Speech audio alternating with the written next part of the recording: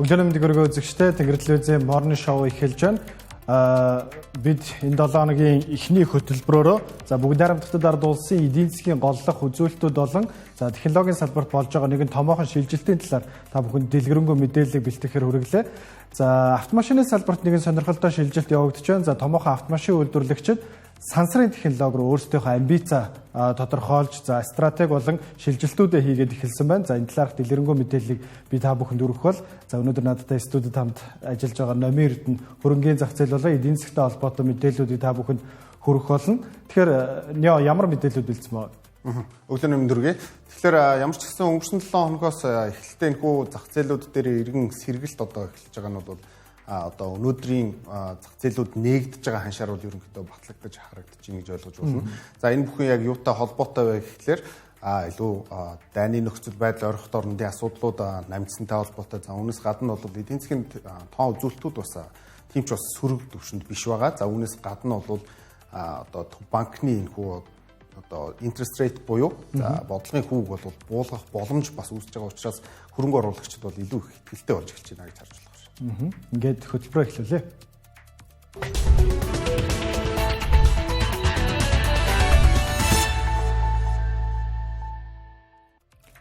Өнгөрсөн 7 хоногт бүгд найрамдагтад ард улсын аж үйлдвэрлэлийн дүр зургийг харуулдаг тоон үзүүлэлтүүд нийтлэгдлээ.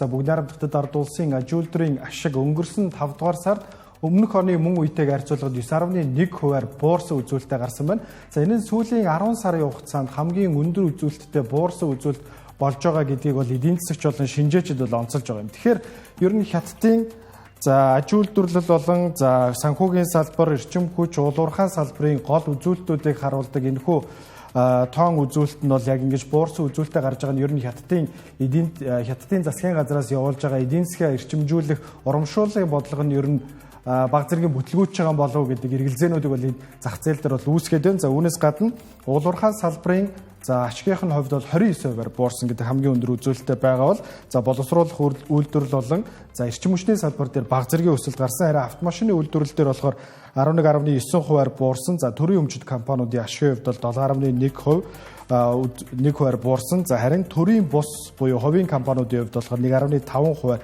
буурсан иймэрхүү үзүүлэлтүүдийг бол үзүүлсэн байна. Харин жижиглэн худалдааны хувьд болохоор 6.4%-аар өссөн. Экспортын хувьд бол бид бас өнгөрсөн 7 хоногт хятадын экспортын талаар ярьжсэн. Нийт экспортын дүн өссөн үзүүлэлттэй байгаа боловч бүгд найрамдагтад ард улсаас Америк нэгдсэн улс руу хийж байгаа нийт экспортын дүнгийн хувьд бол 34.5%-аар буурсан гэдэг үзүүлэлт байгаа. Энэ мэдээ сүүлийн саруудад эрчтэй яригдж байгаа гайлын татврын асуудал болон худалдааны дантай асуудал байгаа. Тэгэхээр Номын Эрдэнэс сухад ер нь энэ хятадын зах зээлийн макро эдийн засгийн үзүүлэлтүүд ер нь ямар хөө нөхцөл байдалтай байна? Ер нь энэ жил хятадын эдийн засгийн өсөлт ер нь ямар хүлээлттэй байгаа вэ? Тэгэхээр 2025 онд бол ардын их хурлаар хятад улс өөрсдийнхөө дотоодын нийт бүтээгдэхүүнийг бол өнгөрсөн оногтой ижлэхэн буюу энэ жил бол адилхан 5%-аар өсгөнө гэж бол бас зорж исэн ийм зорилт байна. Тэгэхээр эхний хагасын байдлаар 2025 оны хувьд болохоор яг одоогийн байдлаар бол 5.2% дотоодын нийт бүтээгдэхүүний өсөлттэй ийм нөхцөл байдал харагдаж байна. Энэ бол илүү жижиглэнгийн худалдааг дэмжсэнтэй холбоотойгоор бол бас томоохон өсөлтүүд байна гэж бол шинжээчд харж байна. Нэг талаасаа бол заавуулуурхад дээр ч гэдэг юм уу эсвэл автомашины энэхүү салбар дээр бол бас хасагтай үзүүлэлттэй байгаа юм шиг боловч нийт зах зээлийн хувьд бол илүү өсөх ийм хандлага руу орсон гэж ойлгож болно. 5.2% гэдэг бол энэ том объемтой зах зээлийн хувьд бол маш томоохон өсөлт гэдгийг бол айгүй сайн ойлгож харах хэрэгтэй. Тэгэхээр цаашдаа бол энэ нөхцөл яг үргэлжлэх үү, энэхүү өсөлтөө яг хэвийн барьж 2025 оны төгсгөл гэхэд барьж дуусгах уу гэдэг бол хамгийн том гол асуулт гэж ойлгож байна. Тэгэхээр худалдааны дайны асуудал ерөнхийдөө яг бүрэн гарын үсэг зурж гэрээ хэлцэл бол батлагддаг байгаа шүү дээ. Тэгэхээр Америк нэгдсэн улс болон бүгд найрамдагтад ард улсын зүгээс бол хамгийн сүүлийн хилэлцээрээр яг одоогийн байдлаар 5 дугаар сарын 14-нд Женевт хийсэн хилэлцээрийн дагуу өөрсдийнхөө гайлын татварыг өмнө нь байсан 125 145 гэдгээс бол бууруулна гэдгийг бол зарласан байгаа айл тал нь тий. Тэгэхээр ер нь энэ худалдааны дайны асуудал ер нь юу болж байна? Женевт зарласан 90 хоногийн хойшлуулалт бол ер нь дуусахад бол нэг 2-7 хоног хүрэхгүй хугацаа үлдээд байна шүү дээ тий. Тэгэхээр сая өнгөрсөн амралтын өдрүүдээр Америк нэгдсэн улсын засгийн газраас бол За бид нар энэ хүү хугацааг бол ерөнхийдөө сунгахаа сонирхол бол асар бага байгаа. За учир нь бол бидэнтэй гэрээ хилцээр хийж байгаа энэ хүү улсууд бол илүү яарвчлах шаардлагатай гэж бол бас мэдээлэл өгсөн гэж байна. За яг өнөөгийн байдлаар бол хамгийн томоохон одоо тарифын асуудал дээр гэрээ хийсэн улсууд гэх юм бол за мэдээж Англи улс хамгийн дөрөнд хийсэн. За хоёрт нь бол одоо Хятад улс бол энэ дээр бол тохиролцоо хийсэн гэж байгаа. За гэсэн хэдий чи яг өнөөдрийн байдлаар бол бидний гар дээр бол одоо хоёр талын ерөнхийлөгчийн зурсан гарын үсгтээ тэрхүү гэрээ бол бас ирээгүй байгаа. Тийм учраас бол энэ яг батлагдсан гэж үзэж юм уу гэхэд бол бас хэцүү байгаа. Тэгээд яагаад ингэж 2-7 хоногийн хугацаанд гарын үсэг зурагдаж ирэхгүй байгаа вэ гэдэг нь бол мэдээж дотоод асуудлууд дахиад энэ дээр хилцэх асуудлууд байгаа нь бол тодорхой байна. Мэдээж энэ бол маш том асуудал учраас цаашдаа бол энэ дээр илүү одоо нэхур хандах боломжтой гэдгийг бол бас шинжиж хэлээд байна л та.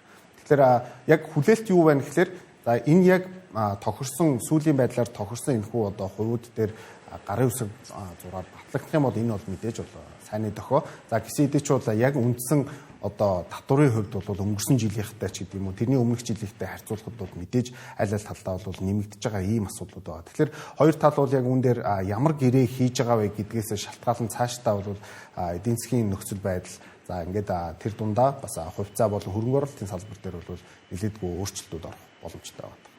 Тэгэхээр үргэлжлүүлээд бүгд найрамдагтад ард улсын технологийн гигантуудын нэг болох Xiaomi компани талаар ярилцъя. За Xiaomi-гийн хувьд өнгөрсөн 7 хоногт өөрсдийнхөө хамгийн анхны бүрэн цахилгаан YU7 нэртэй анхны SUV загварын автомашина зах зээл дээр албан ёсоор борлуулж эхэлсэн байгаа. За энэхүү автомашины хувьд бол зах зээл дээр $35,000 эхлэн борлуулагдаж байгаа. За Tesla-гийн Model Y загвартаа зах зээл дээр нэлээдгүй өрсөлдөөнийг авчирна гэдэг бол хүлээлт үүсэж байна. За харин үнийн хувьд бол 3-4 хувиар бол Model Y загвараас хямдхан байгаа. За харин гэхдээ борлуулалтын хувьд бол нэгэн гайхалтай үзүүлэлтийг үзүүлсэн нь зарагдаж эхэлснээс эхний 18 цагийн дотор 240,000 захиалгыг бол онлайнаар авсан байна тий. Тэгэхээр ер нь Xiaomi компанийн хувьд бол өнгөрсөн жил бас өөрсдийнхөө SU7 гэдэг нэртэй анхны седан загвараа зах зээл дээр танилцуулж за энэ нь яг одоогийн байдлаар 20-30 мянган ширхэг бол сар бүр борлуулагдаж байгаа. Тэгэхээр ер нь бол энэ Xiaomi-гийн автомашины технологи, автомашины салбарт хийж байгаа инновацууд хятадын зах зээлийн хамгийн том тоглогч нарын нэг бол богино хугацаанд яахын аргагүй болголоо гэж хэлэхэд болно. За гэхдээ хятадын дотоодын өрсөлдөгч нар буюу за Chang'an, BYD за бусад хятадын захилгаан автомашины өрсөлдөгч нарт нөлөөлөхөөс гэхээсээ илүүтэйгээр за энэхүү Xiaomi-гийн өрсөлдөөн нь Tesla компанид голчлон нөлөөлж байгаа гэдгийг бол шинжээчид бол ер нь тайлбарлаж байгаа. Тэгэхээр ер нь Xiaomi-гийн энэхүү амжилт зах зээл болон хөрөнгийн хувьцааных наашинд хэрхэн яаж нөлөөлж байна? Тэгэхээр бид бас өнгөрсөн сард хийсэн тэнгэр панел дээр ярилцсан ярилцлага дээр бол хятадын эдийн засгийн холбоотойгоор бол энэхүү цахилгаан автомашины талаарх мэдээллүүдийг хүргэжсэн. За тэр үед бол илүү энэхүү компанид бол нэлээдгүй бас потенциал байгаа талаар бол тайлбарлаж ярьжсэн. За тэр нөхцөл байдал ч гэсэн яг өнөөдрийн байдлаар бол бас бэллээ олоод явж байгаа ийм нөхцөл байдалд харагдаж байна. За одоогийн байдлаар бол Xiaomi компани яг нийт одоо зах зээлийн хэмжээ гэх юм бол $195 билион бол хэмжигдэхэд одоо хүрээд байна. За Xiaomi-гийн хувьд бол бас нэгэн давуу тал байгаа нь юу юм гэхээр дан ганц автомашин гэлтгүй электроникийн салбарт бол илүү бас өөрсдийн бүтээгдэхүүнүүдээ хүмүүст хүргэсэн байж байгаа шүү дээ. Тийм учраас энэ дээр нэмэх нь автомашин гэдэг бол өөрөө яг энэхүү компани зах зээлийг тэлэх хамгийн том боломж гэж ойлгож болно. За бид нар BYD компанитай харьцуулаад харах юм бол за өнөөдрийн байдлаар бол BYD компани за $140 орчим билион үнэлгээтэй болвол Xiaomi компани бол одоо $200 орчим билион бол авч байна. За дахиад энийг харьцуулт буюу Tesla компанитай харьцуулах нь бол зүүн хэрэг бол байгаа. Учир нь Xiaomi компани энэхүү хийж байгаа шинээр хийж байгаа энэхүү автомашины хувьд бол өрсөлдгүүц буюу гадаад зах зээл дээр илүү боломжтой гэж бол шинжээч тооцоод байгаа. Тийм учраас бол илүү одоо Tesla компани бүтээгдэхүүнүүдтэй харьцуулж ийн гэсэн. За Tesla компани хувьд бол одоогийн байдлаар бол $1 триллион зах зээлтэй буюу одоогийн байгаа Xiaomi компаниас бол одоо 5 дахин илүү том компани байх нь байна. Тэгэхээр Xiaomi-гийн хувьд бол одоо өнгөрсөн 11-р сарын 4 буюу за Америк нэгдсэн улсын тэрхүү одоо ерөнхийлөгчийн сонгуулийн үеэр бол одоо яг өнөөдрийн байгаа үннээсээ бол Xiaomi компани бол ойролцоогоор 123% бол одоо өсчихсөн явж байгаа ийм нөхцөл байдалтай харагдаж байна. За тэр үеэс хойшоо бол Tesla компани бол ойролцоогоор хамгийн оргил үедээ буюу өнгөрсөн одоо жилийн 12 дугаар сарын дунд үед бол бас ойролцоогоор 120 орчим хувийн өсөлтийг үзүүлээд өнөөдөр эргээ буурчихсан байгаа. Тэгэхээр Яг энэхүү ерөнхийлөгчийн сонгуулиос хойшоо Tesla компани өнөөдрийн байдлаар бол 33%-аар өсч гисэн. За Xiaomi компанийн хувьд бол 120%-аар өссөн харагдаж байгаа. За энэ бол юу ягаад ийм одоо зөрүүтэй байгаа бэ гэхлээр нийт зах зээлийн хэмжээ буюу market cap-ийн зөрөөнөөс бол шалтгаалж байгаа. За мэдээж Xiaomi компани бол жижиг одоо market cap буюу зах зээлийн хэмжээтэй байгаа учраас одоо өсөлт бол түргэн явагдаж байна гэж ойлгож болно. За тодорхой хэмжээний одоо нэг $100 billion ч юм уу дахин хөрөнгө оруулалт одоо sector rotation гэж хэлдэг. Tesla компаниас шилжиж орж ирлээ гэж үзэхэд бол одоо Xiaomi компанийн хувьд бол ойролцоогоор 50% өсөх боломжтой. За түүнээс одоо Tesla компаниг 50% өсөхийн тулд бол ойролцоогоор $500 billion хэрэгтэй болно. Тийм учраас энэ хоёрын хоорондох ялгаа бол ийм байгаа. Тэгэхээр Xiaomi компани бол цаашдаа илүү их одоо потенциалтай буюу үргэлжлүүлэн өсөх энэхүү нөхцөлийг бас харуулдаг байна. За техник шинжилгээний бас нөхцлөөр бид нар Xiaomi компани ямархуу бас өсөлтийн боломж байгаа талаар бас ярилцсанаа. Тэгэхээр City Group-ийн зүгээс Tesla компанийн хувьд бол за бүгд найрамдахад ард улсад өөрсдийнхөө эзэлж байгаа цахилгаан автомашиныхаа байр суурийг илүү баттгахын тулд хэд хэдэн зүйлсүүдийг хийх ёстой гэдэг таамаглалуудыг дэвшүүлсэн байна. За хамгийн эхлээд үнэ бууруулах шаардлагатай. За дараад нь FSD буюу за Full Self Driving буюу за Tesla-гийн автомашинуудад байдаг автомат жолоодлагын системээ хятадын зах зээл дээр үнэгүй болгоод энэ нь томох хэмжээний давуу талыг бий болгоно гэж хэлсэн байна. За мөн Tesla-гийн автомашинуудыг хятадын зах зээл дээрээс худалдаж авахд илүү олон санхүүгийн ийм боломж бололцоо альтернативуудыг нээж өгөх хэрэгтэй гэдэг ийм таамаглалуудыг дэвшүүлсэн байна. За өнгөрсөн 2024 онд Tesla компанийн хувьд бол хятадын зах зээлийн 10%-ийг эзэлдэг байсан бол одоо 25 онд бол нэг оронтой тоороо буураад за хамгийн сүүлийн мэдээлэлээр $7.5 болоод байгаа. Тэгэхээр яалтчгүй бол хятадын зах зээл дээр цахилгаан автомашины борлуулалт нэмэгдэж байгаа. Гэхдээ бид нар өнгөрсөн 7 хоногт ярьж байсанчлан хятадын автомашинуудын борлуулалтын тоон үзүүлэлтүүдэд бас нэгэн эргэлзээ гарч эргэлзээ байж магадгүй байна гэдэг мэдээллүүдийг өргөжсөн ба. Тэгэхээр Xiaomi-гийн Vayu 7 автомашины хувьд бол нэг цэнэглэлтээр 835 км туулах хүчин чадалтай гэдэг нь бол бусад автомашинуудтай харьцуулбал бол нэлээдгүй өндөр дүн байгаа гэдгийг бол дахин онцолъё. За үргэлжлүүлэн ойрхот орнуудын асуудлуудын талаар бид онцолж байна. Тэгэхээр ойрхот орнуудын асуудал Израиль болон Ираны за удирдагч нарын зүгээс дайн дууссан гэдэг мэдээллийг бол хийгээд байгаа. За 12 өдрийн туршид үргэлжилсэн Израиль болон Ираны харилцсан нэг рүүгээ пуужа харавсан энэ удаагийн мөргөлдөө 12 өдөр үргэлжиллээ. За Ираны дээд удирдагч болох Аятолла Халхаменигийн зүгээс бол өнгөрсөн 7 хоногийн 4-р өдөр за олон нийтийн өмнө анх удаа мэдэгдэл хийж за Израилийн эсрэг дайнд ялалт байгууллаа гэдгийг зарласан ба. За үүний өмнөхөн Израилийн ерөнхий сайд Беньямин Нетаньяхугийн хувьд бол мөн адил за энэ дайнд бол бид ялалт байгуулсан маш том гавьяаг авлаа. За Ираны цөмийн хөтөлбөрийг бол бүрмөнсөн устгасан гэдэг мэдээллүүдийг өгж байгаа. За үүнтэй холбогдож байгаа зах зээлийн мэдээж хамгийн том хөдөлгөөн бол мэдээж газрын тосны үн байгаа. За газрын тосны үн хамгийн дээд талдаа за $76 орчим бол хэлбэлзээд байсан бол яг одоогийн байдлаар $64-өөс $65 хооронд байна. Тэгэхээр ер нь бол ойрхот орнодод үүсэжсэн энэ хямрал эцлэгдэж байгаа шиг байна. Тэгэхээр ер нь цаашдаа газрын тосны үнд юу нөлөөлөх вэ? Тэгэхээр бид өнгөрсөн нэвтрүүлгүүдээр бас энэхүү газрын тосны талаарх одоо мэдээллүүдийг нэлээд гүргсэн. За яавал үн өсөх боломжтой буюу за ормоцын хоолой хэрвээ тасалталд орох юм бол энэ бол одоо ялангуяа Европ болон Азийн орнуудад бол нэлээдгүй томоохон цогцолт болно. Ингэснээр бол үн өсөх боломжтой гэжсэн боловч за 12 хоногийн одоо энэхүү дайны нөхцөл байдал намжснаар бол иргэн одоо бууж байгаа нөхцөлийг бол харж болохоор байна. За үүнээс гадна яг энэ цаг мөчид бол одоо дэлхий дээр илүү их одоо газрын тосны хэрэглээ бол нэмэгдэж байдаг. За яагаад гэдэм бэ гэхээр зуны нөхцөл бол аялал жуулчлалын улирал байдаг учраас хөдөлгөөн маш их нэмэгддэг. За үүнтэй холбоотойгоор бол газрын тосны хэрэглээ бол байнга нэмэгдэж идэг ийм улирал байгаа. За энийг бол seasonality гэж хэлдэг. За яг энэ үеэр бол OPEC-ийн нэгдлээс бол илүү нийлүүлэлтийг нэмэгдүүлэх, за нэмэгдэж байгаа энэхүү хэрэглэн дээр тулгуурлаад бол цаашдаа яг үнийг бол тогтвортой барих гэсэн энэхүү бодлогыг бол баримталдаг байгаа. Тэгэхээр яг өнөөгийн нөхцөл бол бас харьцангуй намжсан учраас бол OPEC-ийн одоо холбооноос бол цаашдаа энэхүү нийлүүлэлтийг бол нэмэгдүүлэх боломж байгаа. За энийг бол нэмэгдүүлснээр бол яг зах зээл дээрх газрын тосны үнэлгээ бол бас харьцангуй тогтворж ирнэ. За өнөөгийн байдлаар бол 65 орчимтай байгаа энэхүү газрын тосны үнэлгээ бол ойролцоогоор яг base үн гэж хэлдэг. За үндсэн үн бол ойролцоогоор 60 орчим доллартай бол байх боломжтой гэдэг ийм нөхцөлийг бол харлаа. За тэгэхээр цаашдаа OPEC-оос бол энэхүү нийлүүлэлтийг нэмэгдүүлж байгаа гэдэг нөхцөлийг бол бид нар цаашдаа яг өөрсдийнхөө арилжааны ч юм уу хөрөнгө оруулалтын энэхүү хувилбар дээр бол тусгаж өгөх нь бол зайлшгүй хэрэгтэй. Нөгөө талдаа бол илүү одоо дайны байдал бол дахиад одоо сэргэгдэгч гэдэг юм. Эсвэл өөр ямар нэгэн байдлын энэхүү томоохон үйлдэл гарахгүй байх юм бол энэхүү үн бол бас тогтвортой байх боломжийг бас бүрдүүлсэн ийм нөхцөлтэй харагдаж байна. Тэгэхээр үргэлжлүүлэн та бүхэнд автомашин болон технологийн салбартай холбоотой нэгэн сонирхолтой мэдээлэл хүргэе. Тэгэхээр яг одоогоос 7 жилийн өмнө буюу 2018 онд Tesla-гийн Roadster дээр загварыг Elon Musk анх удаа сансарт гаргаж автомашин сансарт гарч ирсэн тийм гайхалтай үйл явдал тохиолж ирсэн.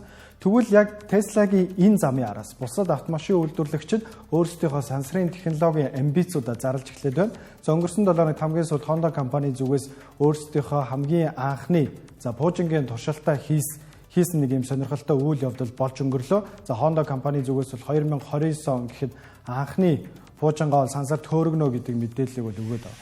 Зарим Японы өөр нэгэн автомашин үйлдвэрлэгч болох Toyota компанийн хувьд бол мөн сансрын технологийн нэгэн стартап 44 сая долларын хөрөнгө оруулалт хийж өөрсдийнхөө бас сансрын технологид орж байгаа гэдгийг зарлаад байна. Зарим Япон улсын засгийн газрын зүгээс бол сансрын технологи болон хэмэл дагуултай холбоотой хөгжүүлэлтэнд нийтдээ засгийн газраас 55 тэрбум долларын хөрөнгө оруулалт болон санхүүжилтийг олгоно гэдгийг бол зарлаад байгаа. За үүнтэй холбоотойгоор Японы томоохон автомашин үйлдвэрлэгчид бол ирээдүйн дараагийн тээвэрлэлтийн амбиц сансрын технологи гэж бол тодорхойлж байна.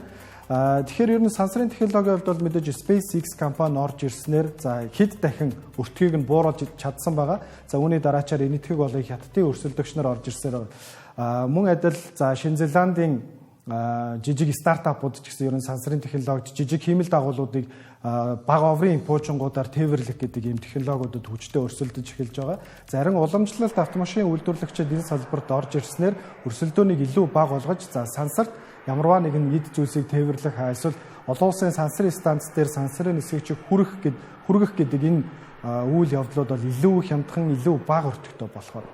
Тэгэхээр харин Porsche Германы Porsche брендийн хувьд болохоор өөрсдийнхөө хиймэл дагуулын амбиц бол бас олон нийтэд аль биесээр нээлттэйгээр зарлаад байгаа. Гэхдээ одоогийн байдлаар тодорхой мэдээлэл байхгүй. Тэгэхээр номын эрдэнэс тодорхойлцсоход ер нь Японы засгийн газрын хувьд бол сансрын технологид бол нэлээдгүй том амбицтай байна шүү дээ. Тэгэхээр ер нь Японы эдийн засаг бас ойрын хугацаанд ер нь ямар хувь нөхцөл байдалтай байна? Тэгэхээр Японы эдийн засгийн хувьд болохоор бид COVID-19-ийн ерөнхийдөө нөлөөллийг аягүй сайн харах хэрэгтэй. За COVID-19-оор бол яг Япон улсад юу тохиолдсон гэхээр илүү нийлүүлэлтийн салбар бол одоо доголдолд орж цаашдаа бол өөрсдөндөө одоо яг энэхүү түүхийдгүй одоо орны бол одоо зовлон бол амсч эхэлсэн. За үүнээс шалтгаалаад бол эдийн засгийн агшилтууд маш өндөр хэмжээгээр явагдсан гэдгийг бол онцлох хэрэгтэй. Хэрвээ нийлүүлэлтийн сүлжээ байхгүй бол Япон улсад яг өөрсдийн сорс байхгүй учраас бүтээгдэхүүн гаргахад бол маш хүнд болно. За үүнээс улбаатаагаар бид бас өнгөрсөн нэвтрүүлгүүдээр тайлбарлаж ирсэн.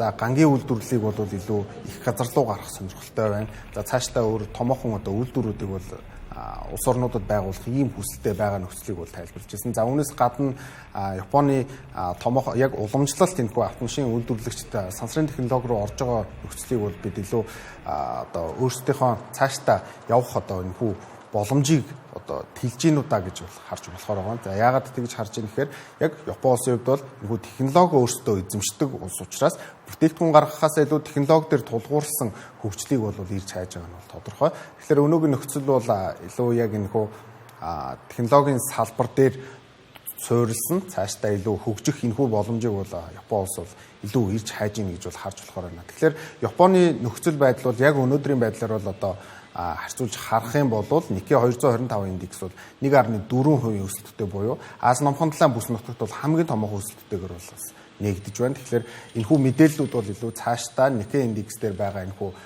хувьцаануудын үнэлгээнд бол эргээр нөлөөлж ийн гэсэн үг. За үүнээс гадна бол хэтэрхий одоо удаан хугацаанд байсан дефляцийн нөхцөлтэй байсан Япон орн бол цаашдаа инфляц руугаа шилжиж, за инфляцийн дагаад өөрсдийнх байх одоо хэмжээндээ байж эдийн засгаа цааш нь илүү хөргөжүүлэх энэхүү боломжийг ирж хайж явах шиг байна. Тэгэхээр хөрөнгө оруулагчид Японы зах зээл дээр бас илүү хөрөнгө оруулалтыг хийж байгаа ийм нөхцөлтэй бол харагдаж байна. За 4 сарын 9 буюу за тарифын яг тэрхүү хувиудыг зарласан өдрөөс хойшоо 90 хоног сунгасны дараагаар бол яг өнөөдрийн байдлаар Nikkei индекс бол 33% өсөж байгаа буюу бүс нутгуудтай харьцуулахад бол хамгийн томоохон индексийн өсөлтийг хийсэн ийм улс болоод байна.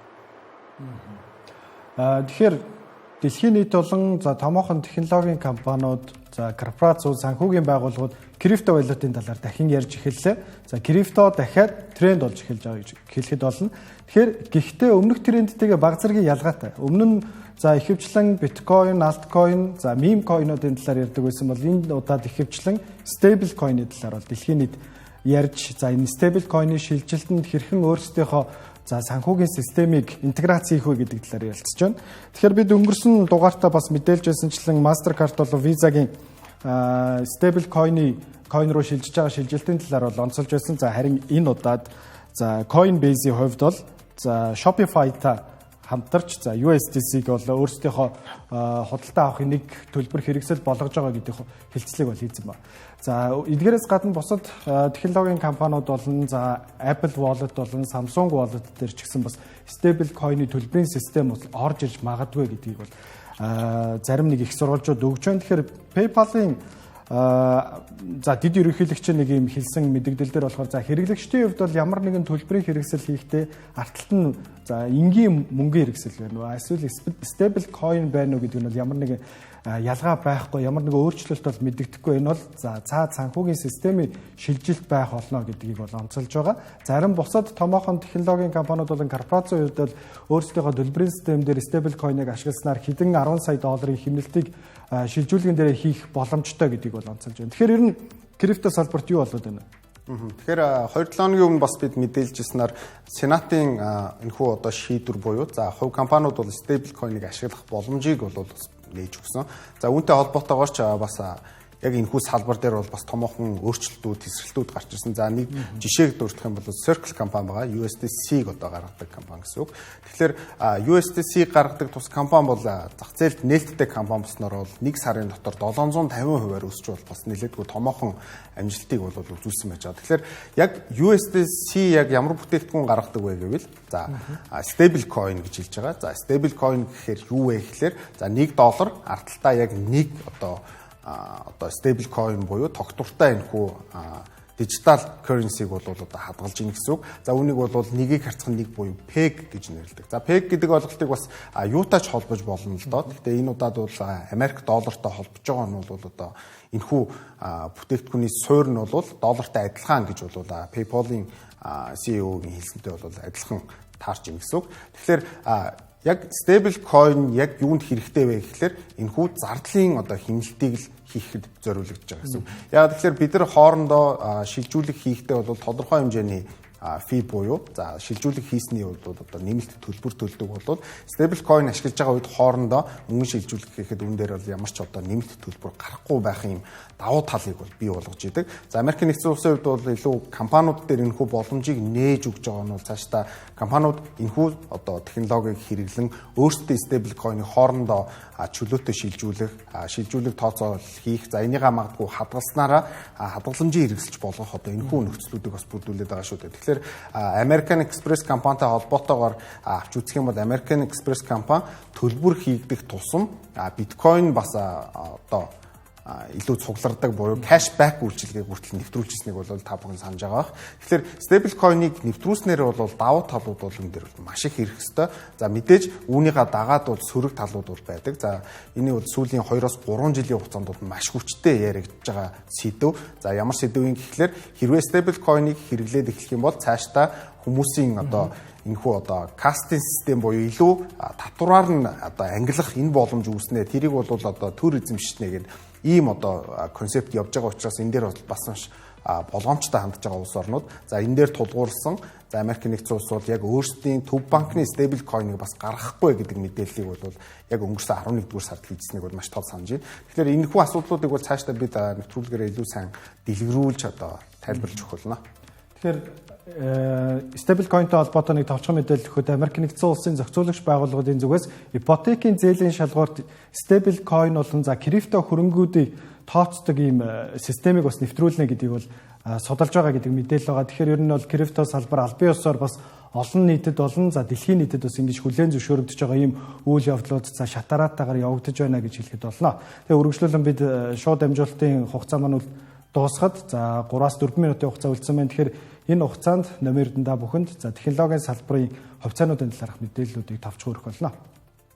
Баярлалаа. Тэгэхээр Chartmaster болондоо бид өнөөдөр технологийн компаниудын хувьцааг бэлдсэн байна. Тэгэхээр энэ хүү зурагт дээр харуулж байгаа компани болвол өнөөдрийн бидний хамгийн дэлхийн хамгийн том компани гэдэг Nvidia компани байж байгаа. Тэгэхээр Nvidia компанийн хувьд бол яг өнөөдөр all time high буюу бүх цаг үеийн хамгийн өндөр үнийн түвшинд очсон байна. Яг одоогоор бол $157 арилжаалагдж байна. За энэ хүү чарт зураглал дээр харах юм бол Dow Theory буюу Dow-ийн онолыг бол ерөнхийдөө эвдлэж чадаагүй буюу дээшээ өсөлтийн трендийг бол үргэлжлүүлж байгаа ийм нөхцөл бол харагдаж байна. За ингээд энэхүү нөхцөлийг бол бид нар хоёр нөхцлөөр шалгадаг. За тэр нь болохоор юу юм гэхээр 4-р сарын 9-ний уналт бол яг энэ доор байгааг бол харж байгаа бах. За энэ бол өмнөх лов цэгийг бол эвдэлсэн буюу ямар ч гэсэн тренд эргэх буюу үн доошгоо буурах нөхцөл рүү орох уу гэдэг асуулт байна гэсэн үг. Тэгэхээр хоёр төвшний баталгаагаар бол үнийг бол баталгаажуулж авдаг.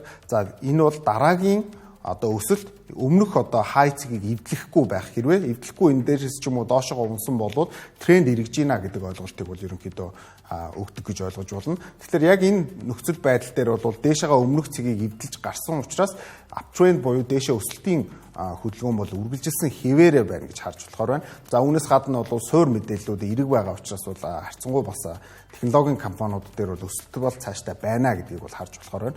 За үүнээс гадна Meta компани байна. Meta компани дээр мөн адилхан нөхцөл байдал бүрдсэн. All time high буюу бүх цаг үеийн хамгийн өндөр үнийг бол дахин нэг шалгасан байгаа. За өнгөрсөн 7 хоногт бол бид тодорхой хэмжээний 1 сарын хувьд рейнжийн хөдөлгөөнд явж гинэ гэдгийг бол тодорхойлоод за эндээс бол дээшээ гарах боломжтой буюу бүх цаг үеийн all time high буюу бүх цаг үеийн хамгийн өндөр үнийн түвшинг бол шалгах боломжтой. Ингээд тэрийг бол цаашаа нэвтлэх үү гэдгийг бол хүлээнэ гэжсэн бол яг тэр нөхцөл биелээд бол гарч ирсэн байгааг бол та бүхэн харж байна. Тэгэхээр цаашдаа бас яг Meta компани дагаад бол энэ тал дээр мэдээллүүдийг хүргээд явъя. За үүнээс гадна Boeing компаниг бол онцлогон зүйтэй. За Boeing компанийн хувьд бол 2-7 хоногийн өмнө буюу ойролцоогоор 3-7 хоногийн өмнө бол томоохон осол болсон. За үүнтэй холбоотойгоор бол хувьцааны үнэлгээ бол унаад байсан бол за өнгөрсөн 5 дахь өдөр бол маш томоохон ногоон лаа гарснаар бол за энэ хүн нөхцөлийг бол иргэн сэргэж гарч ирсэн ийм нөхцөлтэй байна. Тэгэхээр цаашдаа бол энэхүү компаниудаа дагж яваад илүү техник шинжилгээ талаас нь бол